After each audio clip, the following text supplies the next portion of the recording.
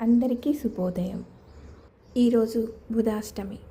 బుధవారం రోజు అష్టమి తిథి వస్తే దానిని బుధాష్టమిగా భావిస్తారు. సోమవారం రోజు అమావాస్య, ఆదివారం రోజు సప్తమి, మంగళవారం రోజు చవితి, బుధవారం రోజు అష్టమి తిథి వస్తే అవి విశేషమైన పర్వదినాలుగా భావిస్తారు. బుధాష్టమి రోజున బుధగ్రహాన్ని పూజించుకుంటారు. శివకేశవులిద్దరికి ముఖ్యమైన పర్వదినంగా భావిస్తారు. ప్రియంగు కలికాశ్యామం రూపేణ ప్రతిమం బుధం సౌమ్య గుణోపేతం తం బుధం ప్రణమామ్యహం అని బుధగ్రహాన్ని జపించుకుంటారు. బుధాష్టమి వ్రతాన్ని ఆచరిస్తే గత జన్మలో చేసిన పాపాలు నశిస్తాయని పురాణవచనం. బుధుడు బుద్ధికి మరియు విద్యాభివృద్ధికి, జ్ఞానానికి అధిపతి. బుధగ్రహానికి సంబంధించిన మంత్రం కానీ, నవగ్రహ స్తోత్రం కానీ యథాశక్తిన జపిస్తారు. కొన్ని ప్రాంతాలలో వెండి నాణ్యాన్ని కానీ, బంగారు నాణ్యాన్ని కానీ బుధగ్రహంగా భావించి పూజ చేస్తారు. ఉదయం వేళ పూజ చేసుకొని ఉపవాసం ఉండి సాయంత్రం ప్రసాదం స్వీకరిస్తారు.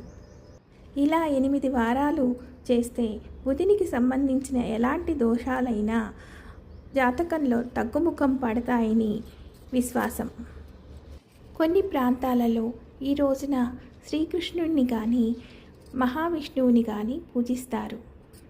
విష్ణు సహస్రనామాలు చదువుతూ తులసి దళాలతోటి అర్చిస్తారు. ఉదయం వేళ శివార్చన చేస్తారు. మరికొన్ని ప్రాంతాలలో అనంత పద్మనాభ స్వామిని పూజిస్తారు. బుధాష్టమి వ్రతం ఆచరించేవాళ్ళు బుధగ్రహాన్ని ధ్యానం చేసుకుంటూ 8 పిడికిళ్ళ బియ్యం అంటే చూపుడు వేలు, మధ్య వేలు వదిలేసి వచ్చే పిడికిలితోటి 8 పిడికిళ్ళు బియ్యం వేసి అన్నం వండిన పిదప మామిడాకుల దున్నెలో ఉంచి ఒక దర్పనందులో ఉంచి నైవేద్యంగా పెట్టడం చేయాలి. బుధాష్టమి వ్రత కథను చదువుకొని ఈ ప్రసాదాన్ని ఇంటి సభ్యులు మాత్రమే స్వీకరిస్తారు. సూర్యాస్తమయానికి ముందే 116 రూపాయలకు తక్కువ కాకుండా ఒక సద్బ్రాహ్మణుడికి దానం ఇస్తారు. తదుపరి ప్రసాదాన్ని స్వీకరిస్తారు. బుధవారం కావడం వల్ల గణపతిని పూజించుకున్నాం. అష్టమి తిథి ముగ్గురమ్మవార్లకు ముఖ్యమే.